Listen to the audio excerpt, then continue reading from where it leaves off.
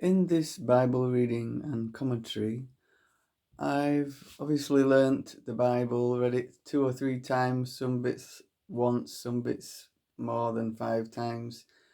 I'm learning as I read it and comment on it before you on these videos. And so something I'm learning, and I want to conclude this channel about Abraham, is that the Old Testament is, for me, now with this added study, it's for me, the Old Testament overall is showing us what we fear in the world. What say we want to hide our family, our nation from the things we fear. So we want to, when we look to politics and our politicians at the moment in England, we want money. We want to have enough money to survive. We're worried about the increasing price in the supermarkets and of the heating and electricity bills, mainly heating bills.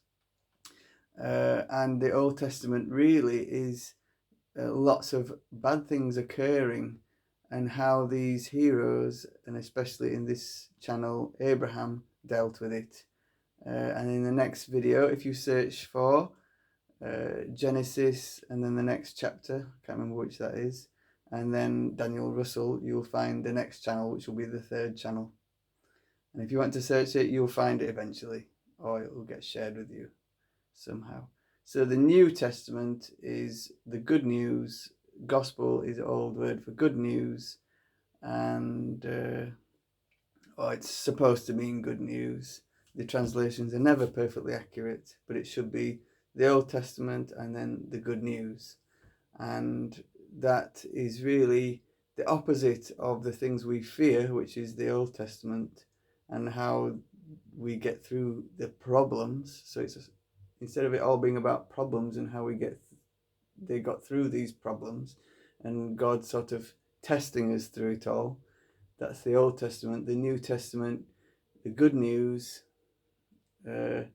is actively and in the present moment getting through and warns you how to get through those bad times, and it's full of miracles. Okay, thank you very much, and hope you find the next channel. I haven't made it yet.